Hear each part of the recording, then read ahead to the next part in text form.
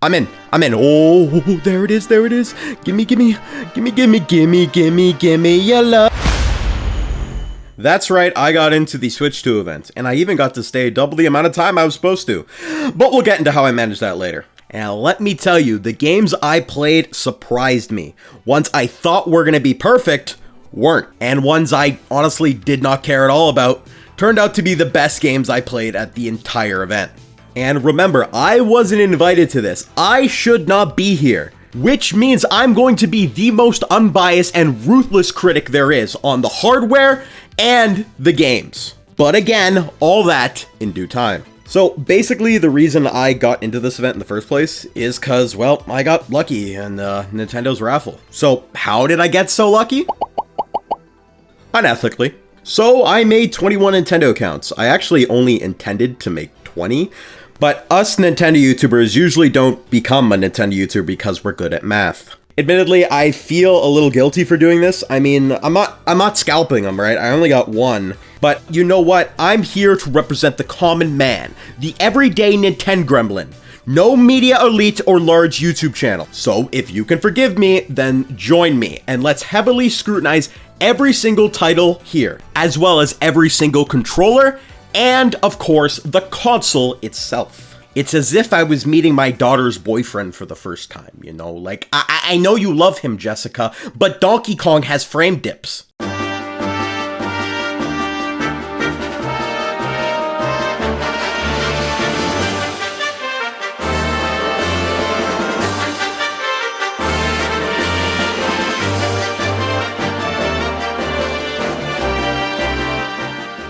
This event is in my city of Toronto, and it's on the grounds of the Canadian National Exhibition, which is fitting because the exhibition has debuted many new technological inventions to the public over the years. The first wireless telephone, the television, virtual reality, and now the C button. It's a button that allows you to use 2011 Skype. Not doing it for you?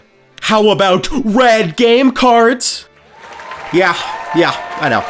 Everyone always loves blatant fan service. In all seriousness, let's talk about the presentation of this event, because it was wild. There were so many staff members, all enthusiastic, that it made me think Nintendo was giving these guys like a Red Bull an hour. You enter the building and you get to walk through the Arc de Weeaboo. I can't go in?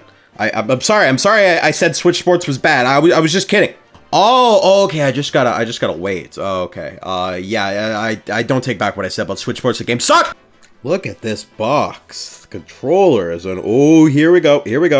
Ooh, honestly, I gotta admit, feeling the console for the first time, it, makes me feel pretty elated.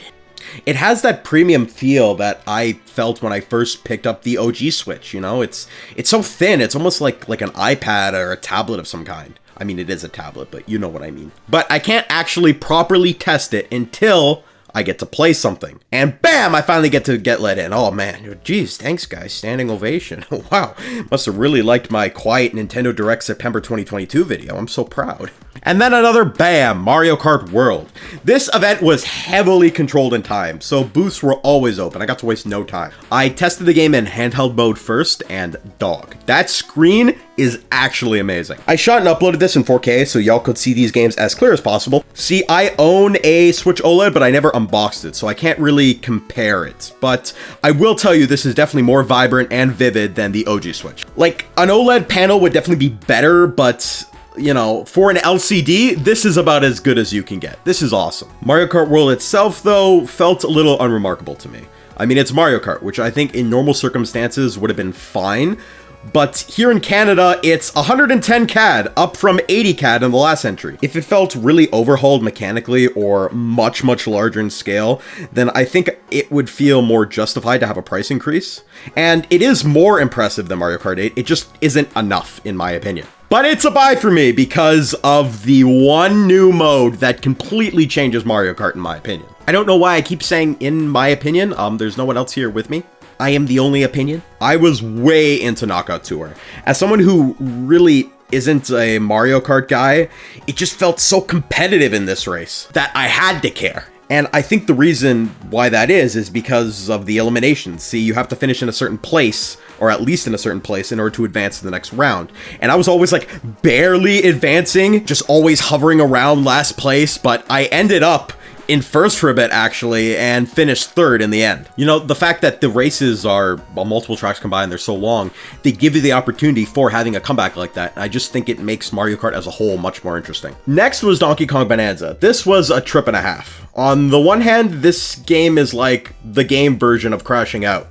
Like, I can go where I want, how I want, whenever I want, and all that for bananas again. Of course it's bananas. Like, this is such an evolution for, you know, DK style-wise and, you know, control-wise, but gotta give Buddy credit. He never switched up on us. He went from going after baddies in the 80s to bananas in the 90s and hasn't switched up since. You gotta respect it. You gotta respect it. I don't know if there's any Nintendo platformer that plays quite like this. I don't even know if there's any Nintendo game that plays quite like this. They told me I had to step back to get the banner in there, another odd Nintendo rule. Visually, it's definitely Odyssey inspired. I wouldn't be surprised if some minor world assets were reused from Odyssey into this. But the destructible world makes it feel almost like a sandbox game, the way you don't really have a clear direction and you carve your own path forward through the terrain. I really like that. Donkey Kong's movement was a tad finicky, but I got used to it and was able to even find some movement techniques like this mid-air roll. I will say, this is getting a lot of Odyssey comparisons, but it doesn't really have that same kind of precise snappiness that Odyssey does. Like I said earlier, it's a different kind of game, but I do prefer my platformers to feel a little more tight.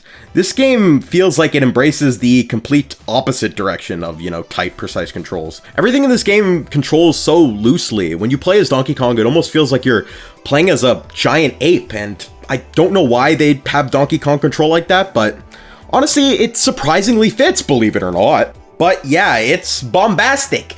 It's bonanza. It might be too much for the Switch 2 to handle sometimes. When you break like a banana crystal or like the terrain and there's like a lot of particles around, the game will start freaking out a little bit on occasion. Like just some, you know, just some frame dips, but considering this is, what, the second first-party game Nintendo's putting out on this new console, it's not a great sign. I mean, sure, Breath of the Wild was the first first-party game on Switch, and that had frame dips, but I think there's going to be a lot less getting away with that kind of thing this time because the concept of, like, hey, you can play these games on the go is way less novel. I think that reason might also be why the visuals of the world in the demo weren't very interesting. You start off inside the mine to kind of get a feel for things, and okay, it's fine if that's plain, you know, it's just the little tutorial section, but even when you get to the outside world, it looks very plain, like almost like a Mario 3D World level, which came all the way back out on Wii U, so it's a little hard to excuse things looking so plain.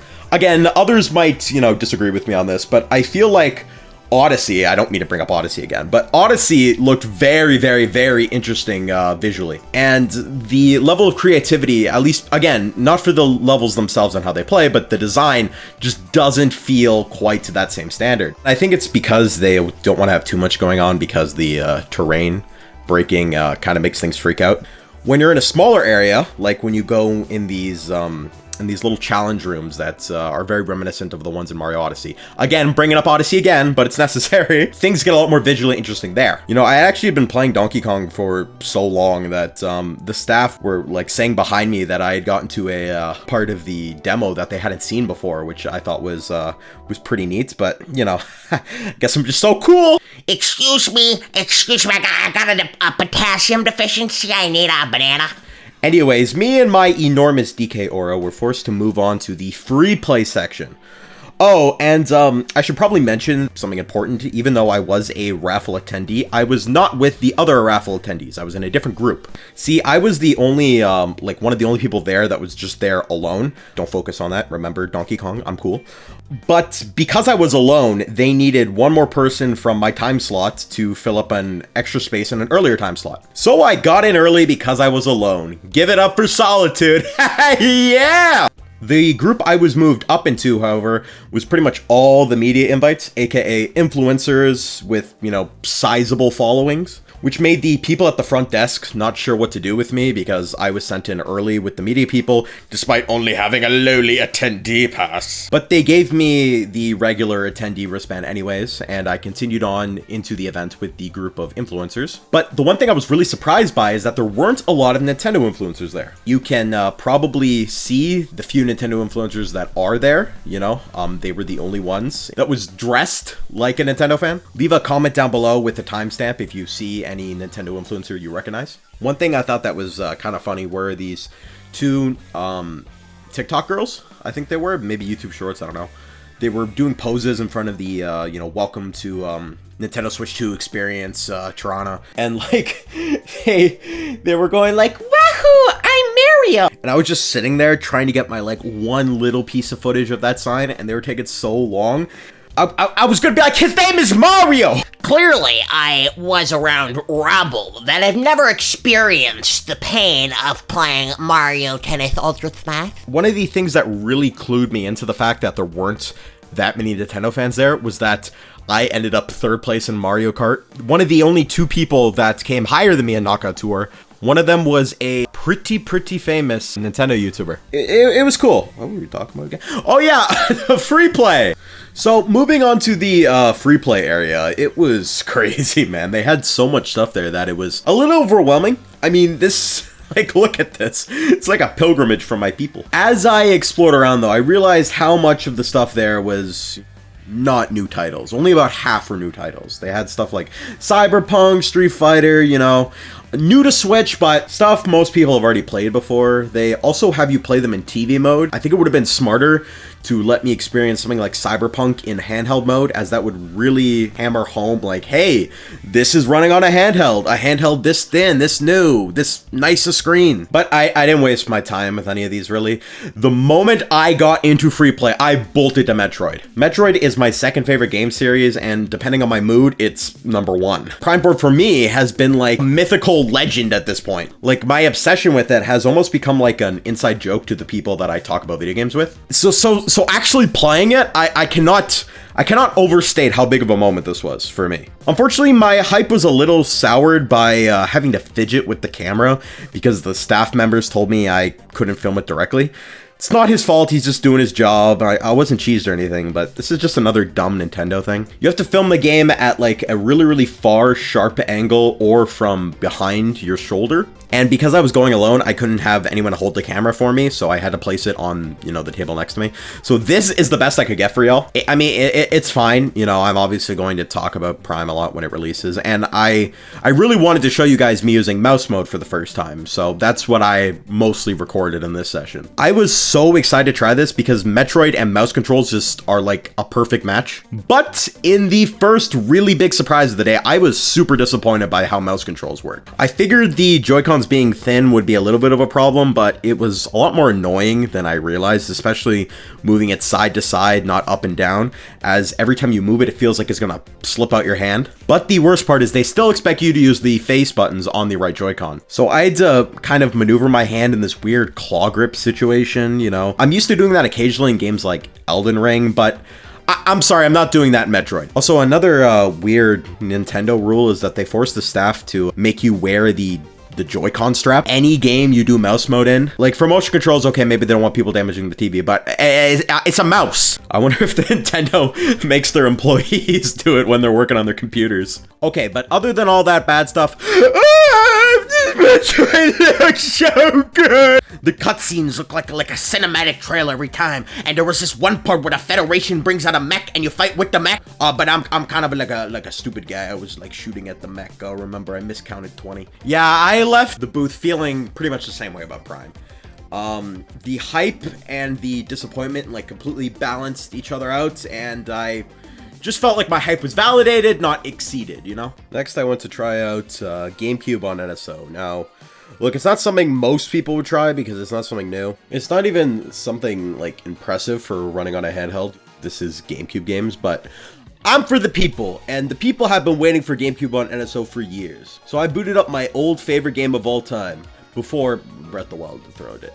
And guys, It was odd. Now, first off, the controller felt way too cheap and light. Now, granted, maybe these are modified ones without battery and rumble just for the event, but it didn't feel substantial at all. 2, Wind Waker ran kind of weird. I can't really describe it, but it almost felt like it was running too slow, like the emulator wasn't clocking it right. It wasn't upscaled well either. It was looking really, really blurry, and generally the experience wasn't good. Nintendo finally allows you to change button mapping, and so I immediately switched the camera to the way it should be, not reversed. And that made me feel a bit more comfortable playing it, but it still wasn't top notch. Like, N64 games were way better on NSO. I mean, maybe before launch this will be fixed just like DK, but we'll see. The next game was one I forgot about and didn't even expect to be at the event. But as it turns out, it was probably the most fun game I played. I'm talking about Dragon Drive! Does it lack visual character? Yes. Is that something I gave Donkey Kong a lot of slack for in some of the levels?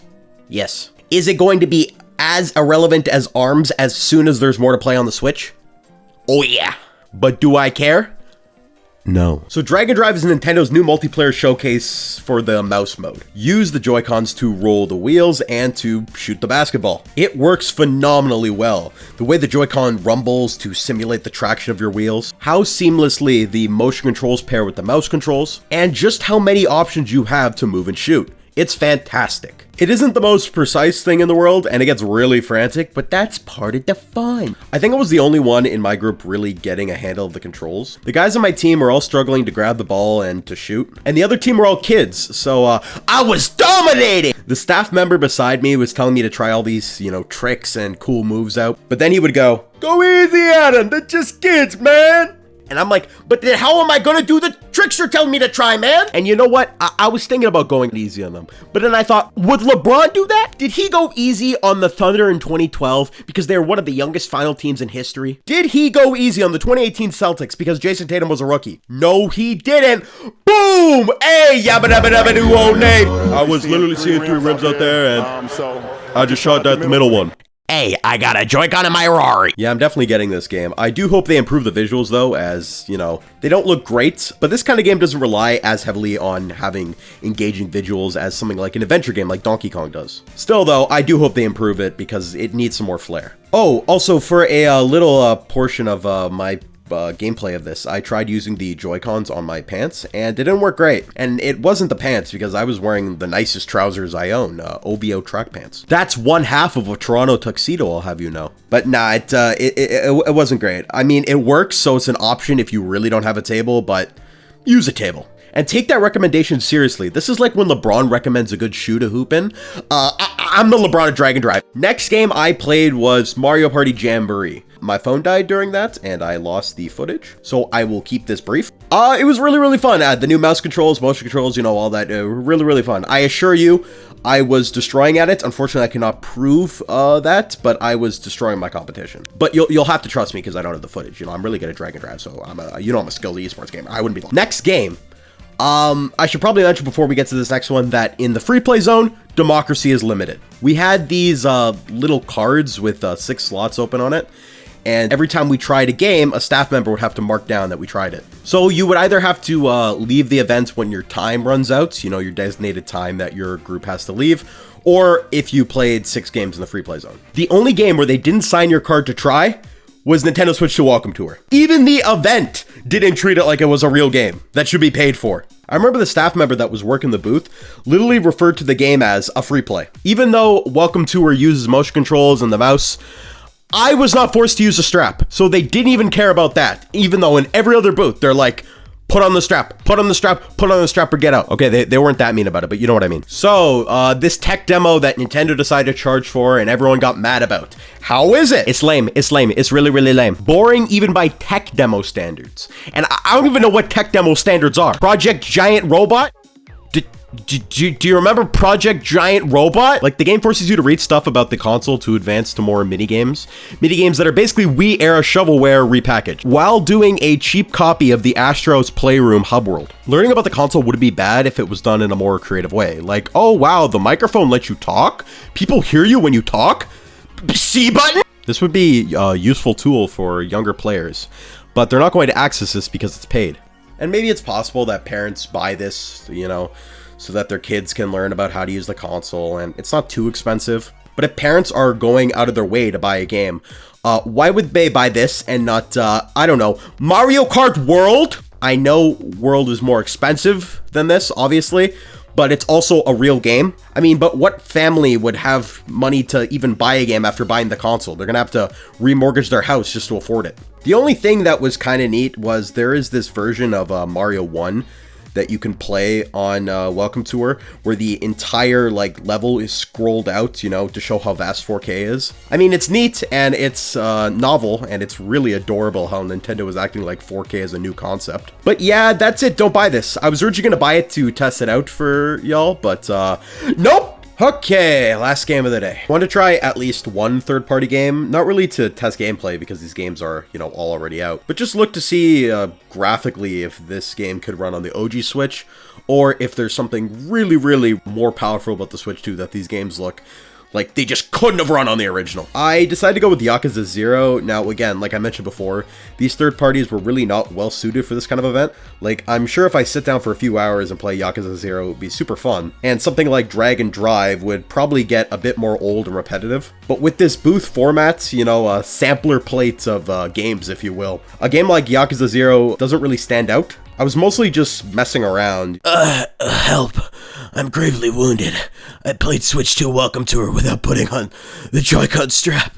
Graphically though, yeah, if this was on Switch, it definitely wouldn't be running great. I could imagine it being ported to the OG Switch, but not looking great. In this alley with all these people walking by, you know, you can really tell wow, the Switch is now, or at least the Switch 2, is now a console that can handle these types of things, you know, all these lighting effects, these people, these models. I had some, you know, fun just playing the game though. Like, I was teaching this man here the benefits of cycling. Reduce your carbon emissions! Create complete streets! I was really tired by this point, and, you know, right when I, was leaving this booth and my car got signed, the staff finally asked me to leave. See, I had been moved up to go in with the media people, but I didn't have a media pass. So I got in early, but the pass color I had didn't change color. And each color had a corresponding time that that person had to go. So I got in for far longer than I was allowed to. At least I'm pretty sure that's how it worked. Nintendo's very particular with how they set these kind of events up, and they have more seemingly arbitrary customs than a parliament. But yeah, I was told my time was up, but even then, the staff there were so nice that the guy who told me to leave said he'd let me stay on just to play Cyberpunk for a little bit longer. But homies, I left. I was really tired. I'd woken up really early to prep for this day, and honestly, it was definitely worth it, but I felt, you know, satisfied with the experience I had and decided to just head out. This event was really special, from the enthusiasm of the staff who would cheer you on as you played and have very genuine conversations with you about games new and old, from the efficiency in which it was run. Like, this event was super, super well organized. There was always a booth open for you to go and play. And then there were the games themselves, which were creative and really fun. This event really reinforced to me why I love Nintendo, despite a lot of aspects of the company that definitely aren't lovable. But in conclusion, guys, Nintendo is the best company in the world. They're so cool. I will fight anyone who says that they can't get a Switch 2 for stupid reasons, like being poor. Nintendo is my best friend in the whole world. They've done more for me than my parents ever have. Look, they gave me a backpack. Oh, wow, look at this, eh? Kidding aside, this is a quite a nice backpack, especially for a free giveaway. Also, as you can see, I'm rocking the N64 Air Maxes. Got them on with the OVO pants, now the Switch 2 backpack. Dog, I'm gonna be looking mad spiffy walking back to the TTC. So that was the event. One of the cooler things I've experienced the last few years, to be honest. Like, I know, you know, I'm here to be critical on Nintendo, but I kind of loved every minute of this, even the bad games.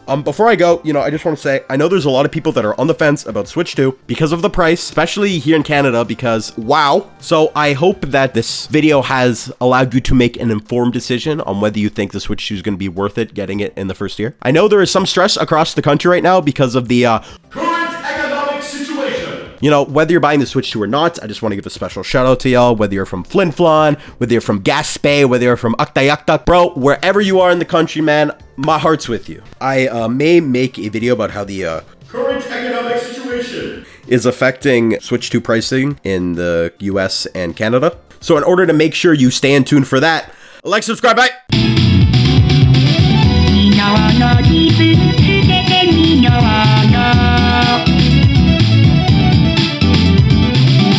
光がしたよ君の心が